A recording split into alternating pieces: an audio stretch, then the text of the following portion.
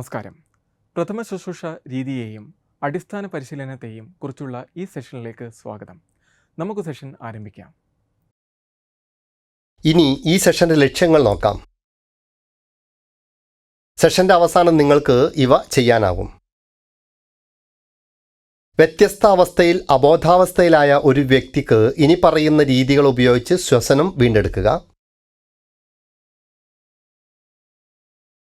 നെൽസന്റെ ആം lift back pressure രീതി ഉപയോഗിച്ച് വ്യക്തിയെ പുനരുജ്ജീവിപ്പിക്കുക. ഷേഫറിന്റെ രീതി, വായിൽ നിന്ന് വായിലേക്കുള്ള രീതി, വായിൽ നിന്ന് മൂക്കിലേക്കുള്ള രീതി, കാർഡിയോ പൾമണറി റെസിസ്റ്റേഷൻ അതായത് CPR, രക്തസ്രാവം നിർത്തുന്നതിനുള്ള ചികിത്സ തുടങ്ങിയവ. ഗുരുതരമായി പരിക്കേറ്റ വ്യക്തിക്ക് നൽകുന്ന അടിയന്തര പരിചരണവും പിന്തുണയുമാണ് പ്രഥമ ശുശ്രൂഷ എന്ന് നിർവചിച്ചിരിക്കുന്നത്. പ്രാഥമികമായി ജീവൻ രക്ഷിക്കുക, കൂടുതൽ വഷളാവുകയോ പരിക്കേൽക്കുകയോ ചെയ്യുന്നത് തടയുക, വ്യക്തികളെ സുരക്ഷിത സ്ഥാനങ്ങളിലേക്ക് മാറ്റാൻ ആസൂത്രണം ചെയ്യുക, സാധ്യമായ ഏറ്റവും മികച്ച ആശ്വാസം നൽകുക, ഒടുവിൽ ലഭ്യമായ എല്ലാ മാർഗങ്ങളിലൂടെയും മെഡിക്കൽ സെന്റർ, ആശുപത്രി വരെ എത്തിച്ചേരാൻ സഹായിക്കുക. പ്രഥമ ശുശ്രൂഷയുടെ പ്രധാന ലക്ഷ്യങ്ങളെ 3 പ്രധാന പോയിന്റുകളായി സംഗ്രഹിക്കാം. ജീവൻ സംരക്ഷിക്കുക. വ്യക്തി ശ്വസിക്കുകയായിരുന്നെങ്കിൽ ഒരു പ്രഥമ ശുശ്രൂഷകൻ സാധാരണയായി അവരെ സുഖപ്പെടുത്തുന്ന സ്ഥാനത്ത് നിർത്തും. വ്യക്തി അവരുടെ വശത്തേക്ക് ചാഞ്ഞിരിക്കും. ഇത് ശ്വാസനാളത്തിൽ നിന്ന് സംസാരം വ്യക്തമാക്കുന്ന ഫലവുമുണ്ട്. അബോധാവസ്ഥയിലുള്ള വ്യക്തികളിൽ മരണത്തിൻ്റെ ഒരു സാധാരണ കാരണവും ഇതുകൊണ്ട് ഒഴിവാക്കുന്നു. കൂടുതൽ ദോഷം തടയുക. കൂടാതെ ചിലപ്പോൾ അവസ്ഥ വഷളാകുന്നത് തടയുക, അല്ലെങ്കിൽ കൂടുതൽ പരിക്കേൽക്കാനുള്ള സാധ്യത. ഇത് 2 ബാഹ്യഘടകങ്ങളും ഉൾക്കൊള്ളുന്നു. അതായത് രക്തസ്രാവം അപകടകരമാകുന്നത് തടയാൻ സമ്മർദ്ദം ചെലുത്തുമ്പോഴുള്ള അവസ്ഥ വഷളാകാതിരിക്കാൻ പ്രഥമ ശുശ്രൂഷ ടെക്നിക്കുകൾ പ്രയോഗിച്ച് ഏതെങ്കിലും അപകടകരമായ കാരണത്തിൽ നിന്ന് വ്യക്തിയെ അകറ്റുക.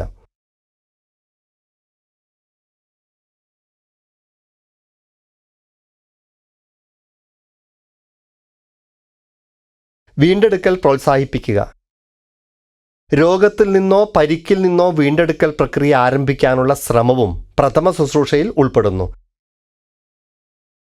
ചില സന്ദർഭങ്ങളിൽ ഒരു ചെറിയ മുറിവിൽ പ്ലാസ്റ്റർ പ്രയോഗിക്കുന്നത് പോലുള്ള ഒരു ചികിത്സ പൂർത്തിയാക്കുന്നത് ഉൾപ്പെട്ടേക്കാം. പ്രഥമ ശുശ്രൂഷയുടെ ABC എന്നാൽ ശ്വാസനാളം, ശ്വസനം, രക്തചംക്രമണം എന്നിവയെ സൂചിപ്പിക്കുന്നു. എയർവേ, അത് വ്യക്തമാണെന്ന് ഉറപ്പാക്കാൻ ആദ്യം ശ്രദ്ധ എയർവേയിലേക്ക് കൊണ്ടുവരണം.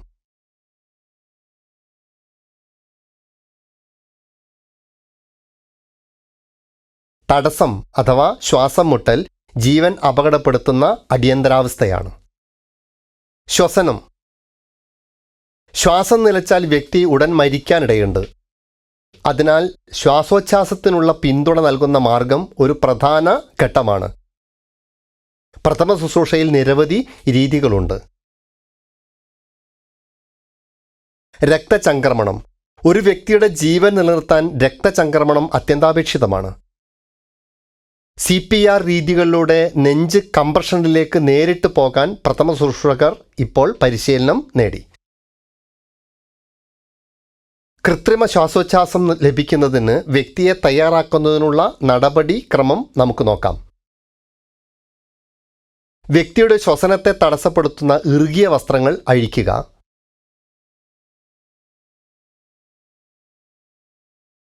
വ്യക്തി ഉയർന്ന സ്ഥലത്താണെങ്കിൽ വ്യക്തിയെ സുരക്ഷിതമായി തറനിരപ്പിലേക്ക് കൊണ്ടുവരിക.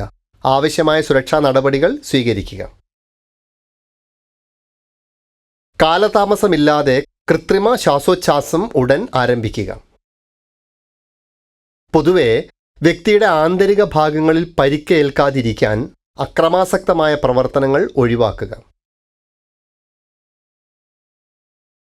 കൃത്രിമ ശ്വസനത്തിന് വിവിധ രീതികൾ ഉണ്ട്.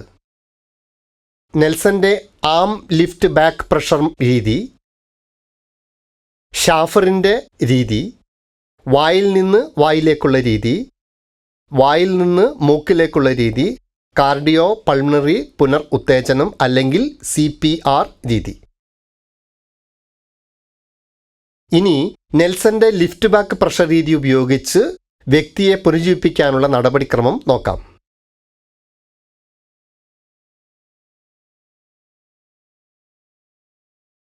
വ്യക്തിയെ മുഖം താഴോട്ടാക്കി കൈകൾ ഒന്നിനും മീതെ മറ്റൊന്നായി മടക്കി കൈപ്പത്തികൾക്ക് മുകളിൽ കവിളിൽ തല ചായ്ക്കുക.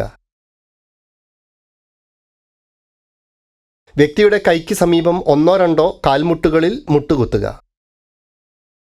നിങ്ങളുടെ കൈകൾ വ്യക്തിയുടെ മുതുകിൽ കക്ഷങ്ങളുടെ വരയ്ക്കപ്പുറം വയ്ക്കുക. നിങ്ങളുടെ വിരലുകൾ പുറത്തേക്കും താഴോട്ടും വിടർത്തി തള്ളവിരലുകൾ പരസ്പരം സ്പർശിക്കുക.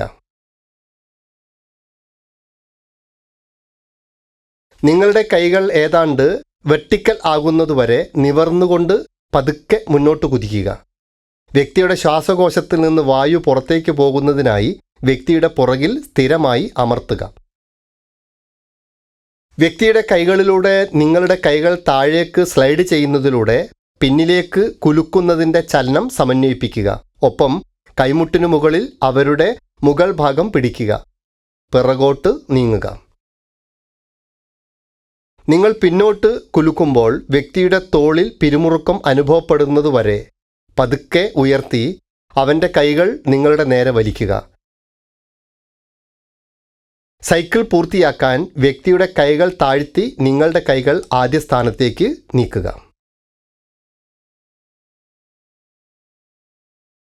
വ്യക്തി പുനരുജ്ജീവിക്കുമ്പോൾ വ്യക്തിക്ക് ഒരു പുതപ്പ് ഉപയോഗിച്ച് ചൂടാക്കി ചൂടുവെള്ളക്കുപ്പികളോ ചൂടുള്ള ഇഷ്ടികകളോ ഉപയോഗിച്ച് പൊതിഞ്ഞു വയ്ക്കുക. കൈകളുടെയും കാലുകളുടെയും ഉള്ളിൽ ഹൃദയത്തിലേക്ക് തലോടിക്കൊണ്ട് രക്തചംക്രമണം ഉത്തേജിപ്പിക്കുക. അവരെ കിടത്തിയിരിക്കുന്ന സ്ഥാനത്ത് നിർത്തുക. കഠിനാധ്വാനം ചെയ്യാൻ അനുവദിക്കരുത്. നടപടിക്രമങ്ങൾ നടത്തുമ്പോൾ നാം ശ്രദ്ധിക്കേണ്ട ചില ചെയ്യേണ്ടതും ചെയ്യരുതാത്തതുമായ കാര്യങ്ങളുണ്ട്. ഈ ചെയ്യേണ്ടതും ചെയ്യരുതാത്തതും നോക്കാം. നെഞ്ചിലും വയറിലും മുറിവുകളുണ്ടെങ്കിൽ നെൽസന്റെ ആം ലിഫ്റ്റ് ബാക്ക് പ്രഷർ രീതി ഉപയോഗിക്കരുത്. വ്യക്തിക്ക് പൂർണ്ണ ബോധ്യമുണ്ടാകുന്നതുവരെ ഉത്തേജക മരുന്ന് നൽകരുത്.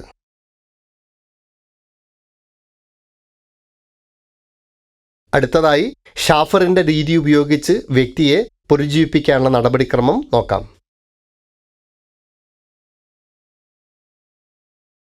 വ്യക്തിയെ അവൻ്റെ വയറ്റിൽ കിടത്തുക. ഒരു കൈ നേരിട്ട് മുന്നോട്ട് നീട്ടി മറ്റേ കൈ കൈമുട്ടിന് നേരെ വളച്ച് മുഖം വശത്തേക്ക് തിരിഞ്ഞ് കൈയിലോ കൈത്തണ്ടയിലോ വിശ്രമിക്കുക.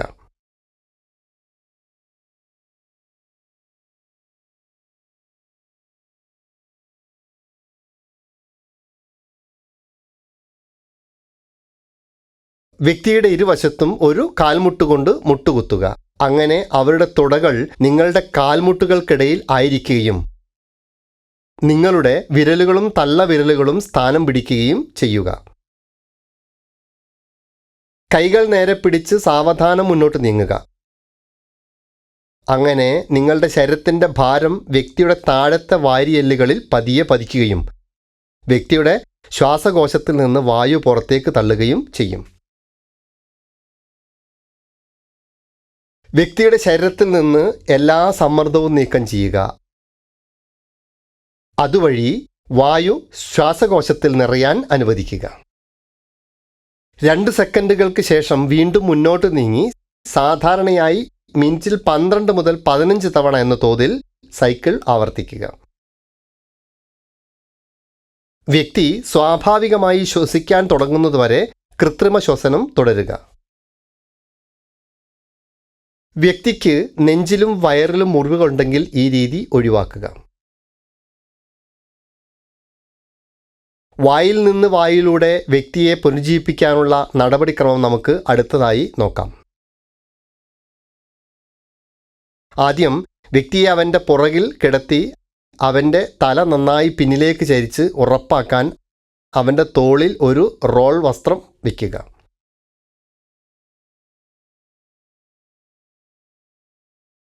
വ്യക്തിയുടെ തല പിന്നിലേക്ക് ചരിക്കുക. അങ്ങനെ താടി നേരെ മുകളിലേക്ക് വരുത്തുക. വ്യക്തിയുടെ താടിയെല്ല് മുറുകെ പിടിക്കുക. താഴത്തെ പല്ലുകൾ മുകളിലെ പല്ലുകളേക്കാൾ ഉയരത്തിലെത്തുന്നവരെ അതിനെ മുകളിലേക്ക് ഉയർത്തുക. വായു കടന്നു പോകുന്നത് തടയുന്നതിൽ നിന്ന് നാവിനെ തടയാൻ കൃത്രിമ ശ്വസനത്തിലുടനീളം താടിയെല്ലിൻ്റെ സ്ഥാനം നിലനിർത്തുക. ഒരു ദീർഘനിശ്വാസം എടുത്ത് വ്യക്തിയുടെ വായ്ക്ക് മുകളിൽ വായു വയ്ക്കുക.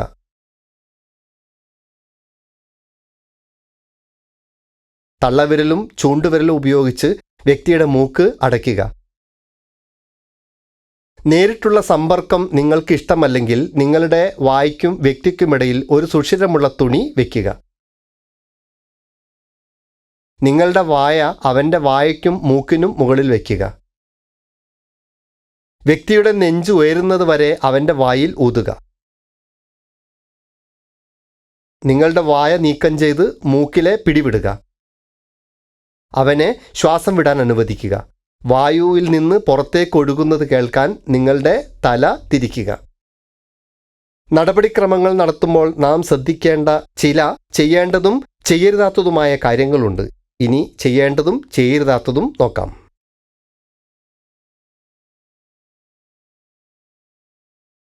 വായു കടക്കാൻ കഴിയുന്നില്ലെങ്കിൽ വ്യക്തിയുടെ തലയുടെയും താടിയെല്ലിൻ്റെയും സ്ഥാനം പരിശോധിക്കുകയും തടസ്സങ്ങൾക്കായി വായ വീണ്ടും പരിശോധിക്കുകയും ചെയ്യുക. തുടർന്ന് കൂടുതൽ ശക്തമായി വീണ്ടും ശ്രമിക്കുക. നെഞ്ച് ഇപ്പോഴും ഉയരുന്നില്ലെങ്കിൽ വ്യക്തിയുടെ മുഖം താഴേക്ക് തിരിക്കുക. തടസ്സങ്ങൾ നീക്കാൻ അവൻ്റെ പുറകിൽ കുത്തനെ അടിക്കുക.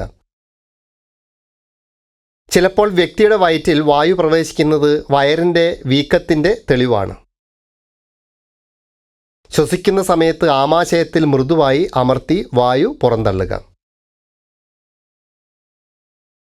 ഇനി നമുക്ക് മൗത്ത് ടു നോസ് രീതി ഉപയോഗിച്ച് വ്യക്തിയെ പുനരുജ്ജീവിപ്പിക്കാനുള്ള നടപടിക്രമങ്ങൾ നോക്കാം. വ്യക്തിയുടെ ചുണ്ടുകൾ മുറുകെ പിടിക്കാൻ ഒരു കൈയുടെ വിരലുകൾ ഉപയോഗിക്കുക.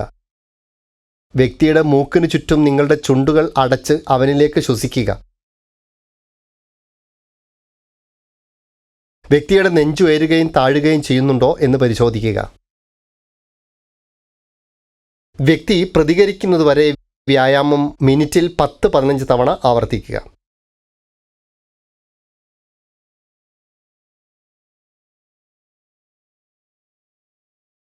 വ്യക്തിയുടെ വായ തുറക്കാതിരിക്കുമ്പോഴോ തടസ്സമുണ്ടാകുമ്പോഴോ ഈ രീതി ഉപയോഗിക്കുക. ഹൃദയസ്തംഭനത്തിലായ ഒരു വ്യക്തിയെ കാർഡിയോ പൾമോണറി റെസിസിറ്റേഷൻ അതായത് CPR വഴി പുനരുജ്ജീവിപ്പിക്കാനുള്ള നടപടിക്രമം ഇപ്പോൾ നമുക്ക് നോക്കാം.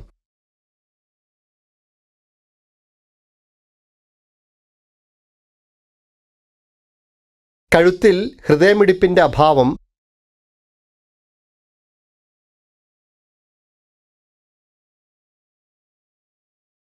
ചുണ്ടുകൾക്ക് ചുറ്റും നീലനിറം എന്നിവ പരിശോധിച്ച് വ്യക്തി ഹൃദയസ്തംഭനത്തിലാണോ എന്ന് വേഗത്തിൽ പരിശോധിക്കുക. വ്യക്തിയെ ഒരു ഉറച്ച പ്രതലത്തിൽ മലർത്തി കിടത്തുക.